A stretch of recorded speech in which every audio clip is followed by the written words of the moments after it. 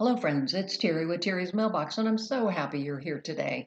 I am presenting for the August 22nd release from Altenew. They had a lot of hot foil plates and other great tools, and I'm going to answer the question, can you hot foil on vellum?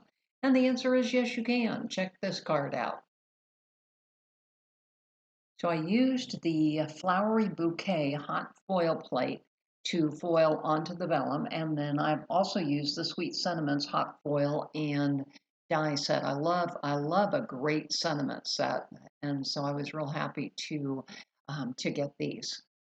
So again, here is that bouquet, the floral bouquet set, and it fits really well on an A2 card. So what I did was I actually stamped it with a very light colored ink on watercolor paper.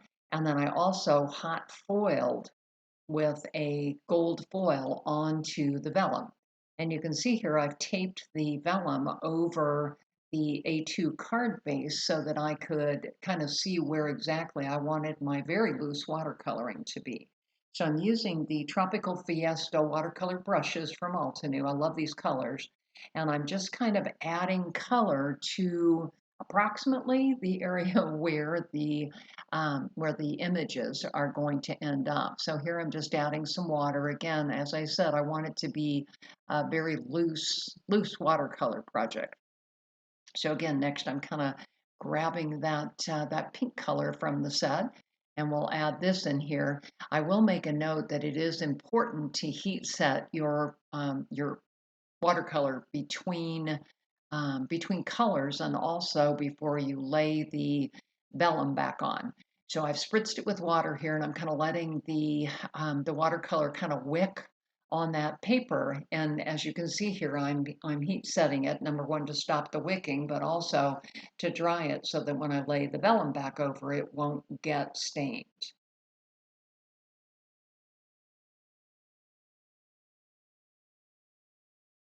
So I'm liking the way that's looking so far. So here you can see I've added all of the green and it looks like a hot mess. So what I'm doing now is I've got that vellum piece and I'm just kind of trying to lay it approximately where I want it to go so that it highlights all of those different colors. And I'm taking a pen and marking the corners. Hindsight, I probably should have marked the front because I had to kind of sneak back in there and erase some of my lines because I didn't quite get the vellum lined up straight. So now I'm using my red line tape.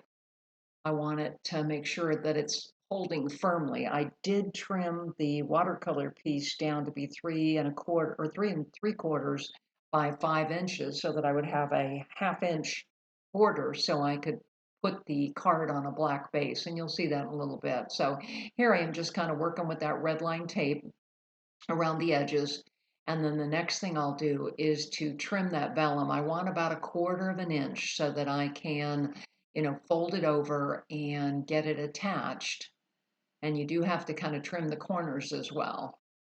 So again, here I'm just taking the backing off of the red line tape, and then we'll go ahead and line it up here.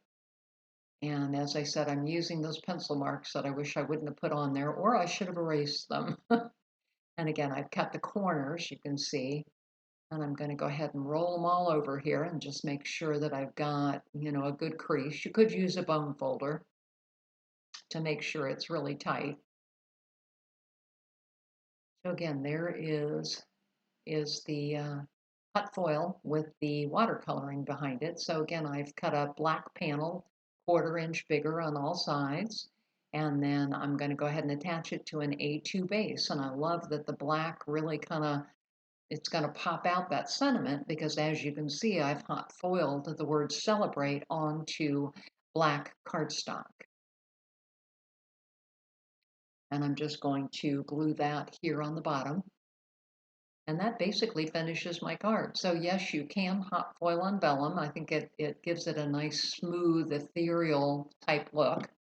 And again, it's Terry with Terry's Mailbox. I'm on Instagram, Blogger, Facebook, and YouTube. Would love to have you come and subscribe.